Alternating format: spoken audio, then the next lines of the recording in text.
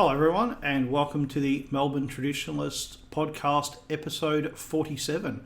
My name's Mark Moncrief from Upon Hope and today we're going to be talking about communism. Now this is not a complete history of communism and I'm not obviously can't deal with every aspect of communism, but I'm going to deal with some of the more important aspects of communism, both as it relates to our lives and to history, and I guess also to the future, because communism's not dead. So there are two primary reasons why we should talk about communism. The first is that there are still communist countries in the world.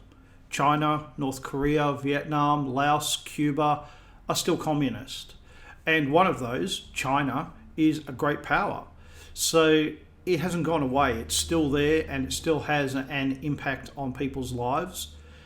And the second is something that's been going on since at least the Second World War, and that is the slow linking of liberalism and communism. So we've witnessed recently the George Floyd riots, and we can see that in there is a lot of class warfare, class struggle going on. Well, that's a communist term, and we're going to look a bit more at that as we go along. Now, the first place that we have to look at communism is that we have to understand that it's not a modern phenomena. It's something that was talked about in medieval times. It's something that was talked about in ancient times. And in fact, there is an argument, and it's not a fallacious argument, that hunter-gatherer societies are communist. So this is called primitive communism, where there is no one owns things. Now that's not quite true.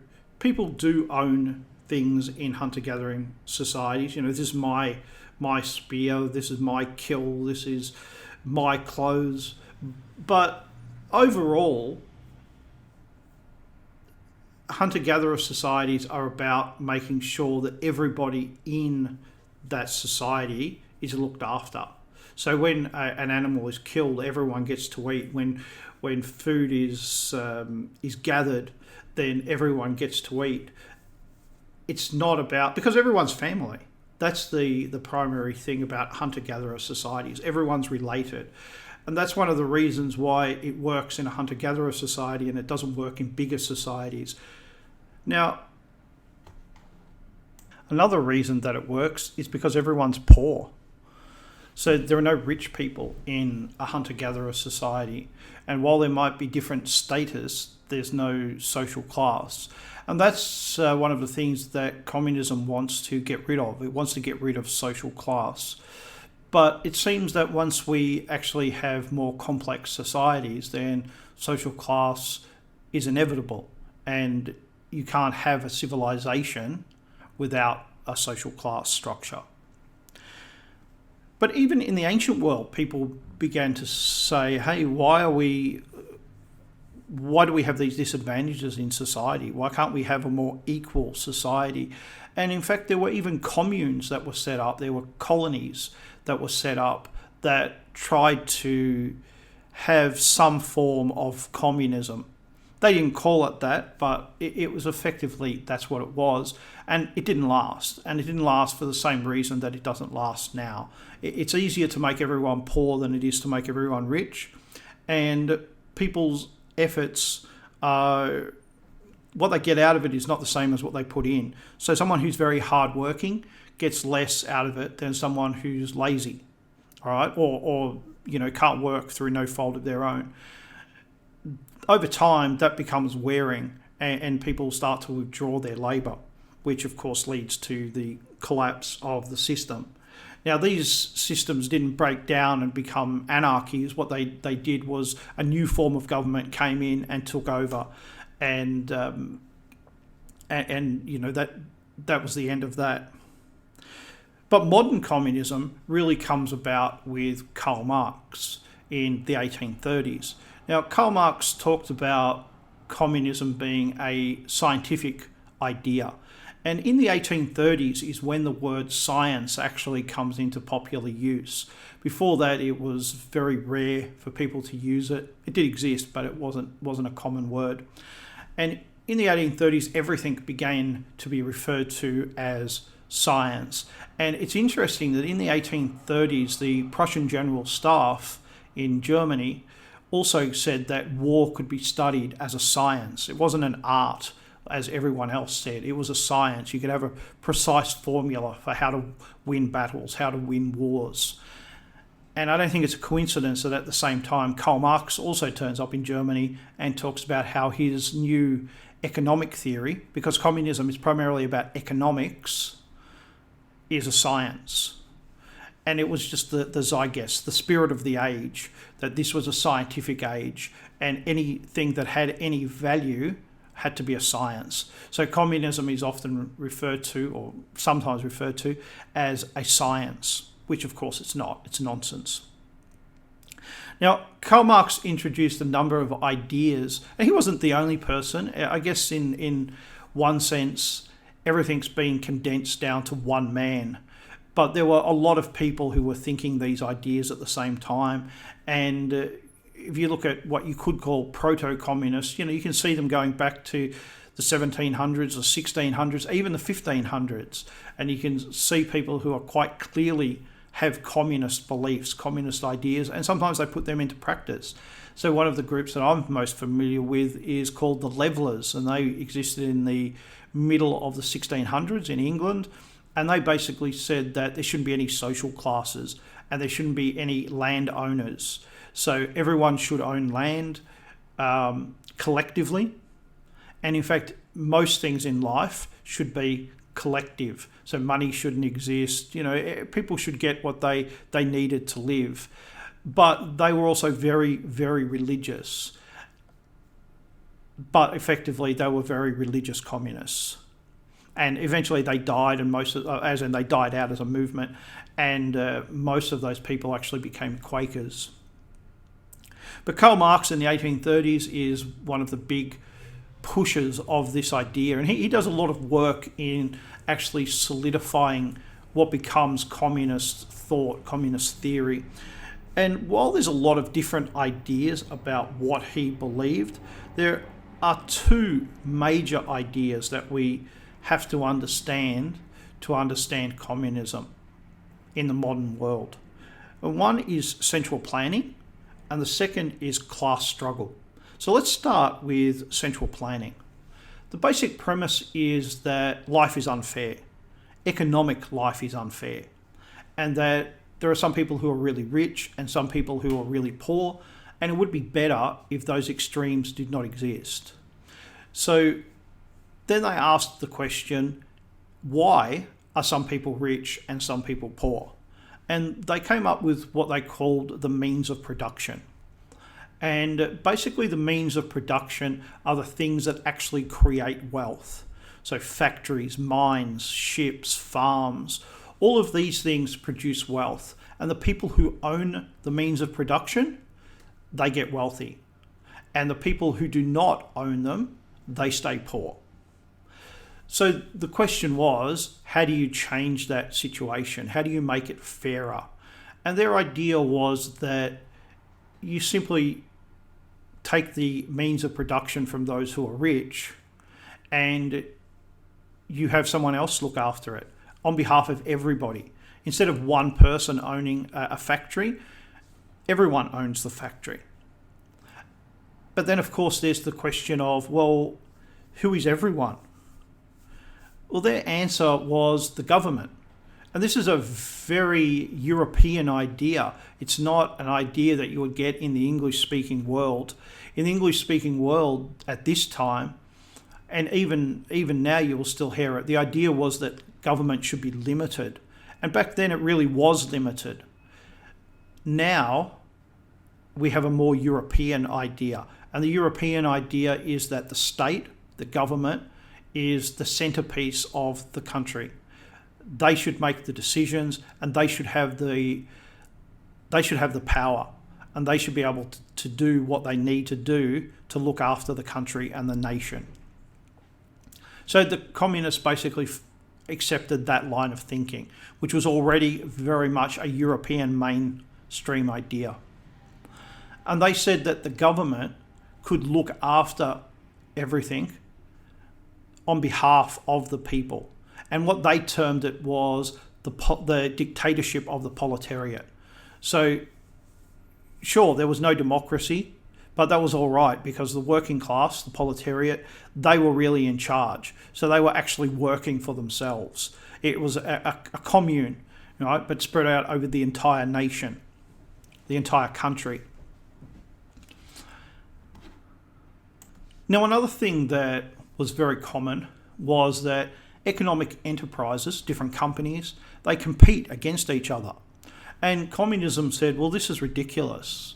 There's a lot of inefficiency and waste that could actually go to supporting the people that is instead expended in worthless competition.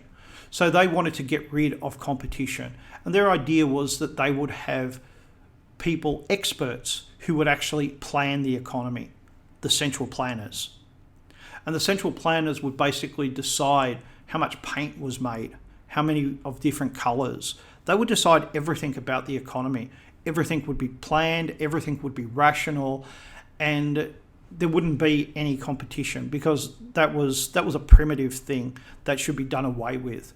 Planning and rationalisation, that was the future. That was a scientific method.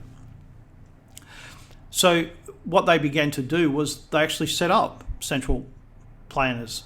They set up organisations that everyone had to report to within the economy once communist countries had been set up, and they would then decide everything about the economy. Everything. And we'll come back to why that didn't work.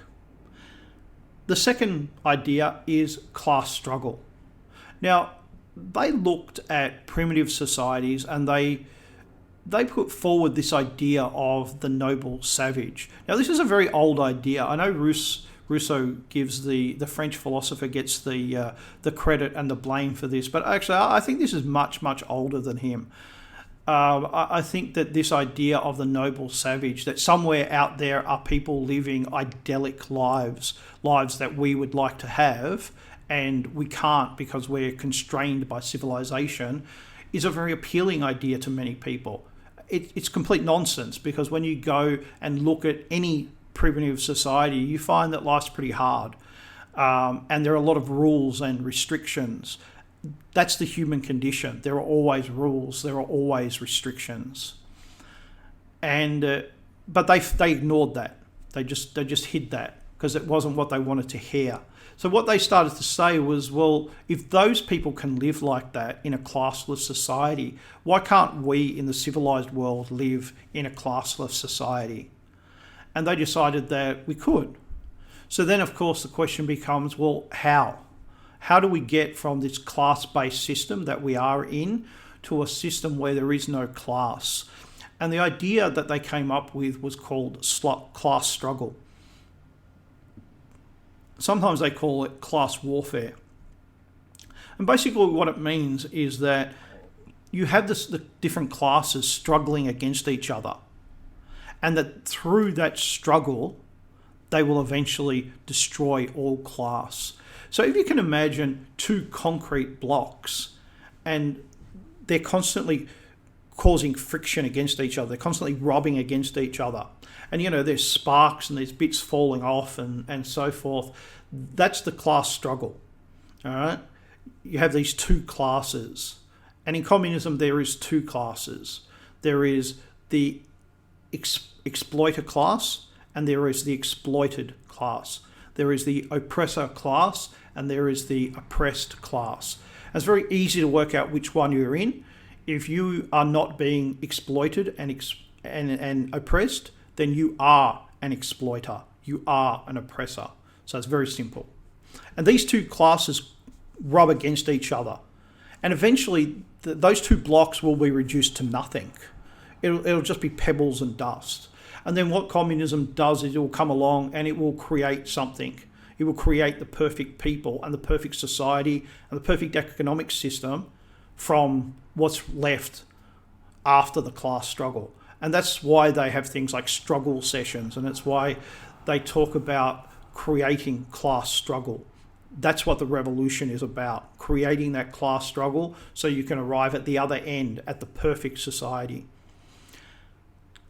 They're the two basic ideas, central planning and class struggle. You'll find many other ideas, like historical materialism and things like that, which basically says that communism is inevitable.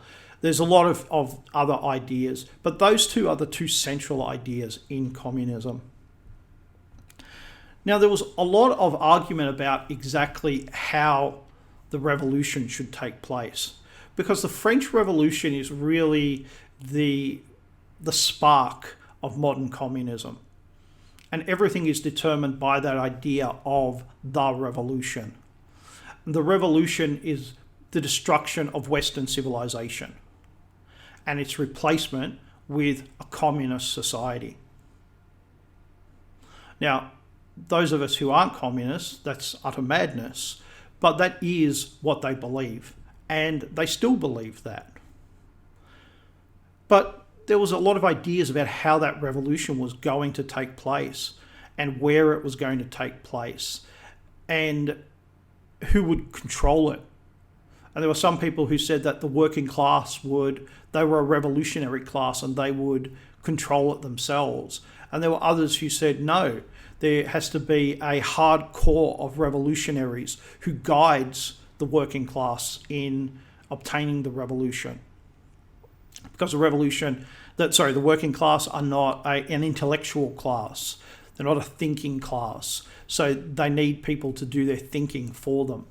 And that's what the revolutionaries were there for. Now, really, communism falls again into two main ideas. There are a lot of ideas once you actually get into the nitty-gritty, but on the surface there are two. The first is what has come to be called Marxist Leninism. Now, Marx was obviously the founder of this idea, and then Lenin, who started the Russian Revolution or helped facilitate it, his thinking is then melded together with Marx, because their ideas weren't exactly the same, but they were put together. And basically, it says that history is a series of historical stages, what they called historical materialism, and that the final stage was communism. But you had to go through all these other historical stages to eventually arrive at communism. And some people were very enthusiastic and said, hey, this will take decades. And other people were like, no, this will take centuries. And others were quite pessimistic and said, this will take thousands of years. But all of them agreed this was inevitable. There was no other outcome that could actually happen. So they were, and I'm sure you've heard this phrase, on the right side of history, because there was no other outcome to history. So everyone who wasn't, like us, we're on the wrong side of history. All right, so everything they do, no matter how nasty or degenerate or disgusting, it's all good, because eventually it will lead to the perfect society. And how could you be against the perfect society? And that's why people like you and I are looked down at, because we are against the perfect society, because we don't believe in it at all. We just think it's complete bunkum, which it is. But the second idea that comes about is generally known as Trotskyism. Now, Trotsky, which wasn't his real name, was a Russian Jew, and he was in prison, and Trotsky is actually the name of his jailer. And but his idea was that communism wouldn't take thousands of years. It wouldn't take hundreds of years. Even decades was a betrayal of what communism, of the full potential of communism. That communism was such a revolutionary idea that you could obtain communism within years, a handful of decades, right? But certainly within the average person's lifetime. You could go from, Imperial Russia to a full communist society in just a handful of years. And what you had to do was you had to turn up that class struggle. You had to turn it up to 11. You really had to push. You had to make sure that people were constantly at each other's throats, that they were constantly, that the classes were constantly destroying each other, so that then the true communists could come along and they could create the perfect society. Well, Lenin tolerated Trotsky because he was quite valuable. He was a good general, surprisingly. Stalin put up with him until he could get rid of him. And then he exiled him, and eventually he had him assassinated with the famous ice pick through the head. Now, Trotsky's ideas didn't die with him. Most communist groups today in the Western world who are openly communist, they are Trotskyites. They're not Marxist Leninists. Marxist Leninism is seen as a bit dry, a bit old-fashioned, whereas Trotsky's ideas are still very appealing. Hey, we can create the perfect society. Just give us the chance. But even within governments, they have had a big influence. So the Cultural Revolution in China, that's Trotskyism. Perpetual revolution, as he called it. Constant class struggle. And they call it Maoism in China. Maoism is Trotskyism. And the Khmer Rouge in Cambodia, they call themselves Maoists as well. But again, it's Trotskyism. It's perpetual revolution. Create the perfect communist society within a handful of years. And in Afghanistan in the late 1970s, when the communists gained power there, they again were Trotskyites. And they sought to create within a decade a fully communist society. And one of the ironies of the Afghan war is that they convinced the Soviets, who were Marxist Leninists, to come in and support their Trotskyite revolution, which failed, obviously. So they're the theories, but what happened when communism actually got into power? Well, communism tried to create the central planning system, and they set it up, and basically what they said was that the central government controlled the entire economy, and it made the decisions about everything. As I said before, it decided how much paint was made. It decided what colour, right? So what that meant was that there was no commercial imperative. So if you're running a factory and you say, hey, I really need a lot of red paint, but I'll never need it again, that's a problem, because the central planning system works very, very well when everything is steady. But when there are troughs and peaks where, goods are, hey, I don't need red paint for the next 5 years, and then, the red paint has run out, I really need a lot of red paint and I need it now, that's when the system doesn't work. The system is not capable of that kind of flexibility. But the real problem with the central planners is that they can't make a mistake. It has to be infallible. And of course, that's not possible. So what happens is that they can never make a mistake. No one can ever lie to the central planners. No one can ever gild the lily. They can never be wrong. Everybody in the central planning system has to be right all the time. Or else what happens is, instead of planning the actual economy, the economy that actually exists, what they're designing is a fantasy economy. And year by year, that fantasy economy becomes bigger and bigger. Now, in the capitalist system, what happens is when there's a discrepancy between the real economy and the fantasy economy, or what we call the financial economy, there's a recession or a depression, and the system corrects itself. In a communist system, that doesn't work. There is no recession, there is no depression. And what happens is that slowly over time, people get poorer, right? Because people aren't rewarded for being successful. In fact, people and enterprises are punished for being success. So if you run a successful factory, then your resources are taken away to support less successful areas of the economy. And that's true wherever you work, whether it's a farm or a mine or whatever.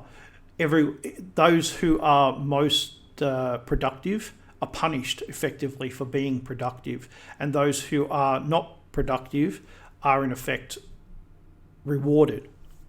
All right? So those inefficiencies get bigger, the fantasy economy gets bigger, people can't adjust, everything slowly starts to wear away. And then we get what we had with the Soviet Union and the Eastern Bloc countries, where the economy has just gone so out of whack that no one believes it. And that's effectively what happens in 1989. You know, in 1989, the economy is bad, and the economy has been bad for not years but decades. Right? Since the 60s, things have been bad, and every year they've gotten worse. And what's also obvious is that that's not true of the rest of the world. In the West, people are rich, and people know this, right? Because they can see, you know, they can hear our music, they can see our music, they can, you know, blue jeans are a big status symbol in the East, in the communist world, because they're so hard to get. But of course, people who have access to the West know that in the West they're ubiquitous. Everyone's wearing them.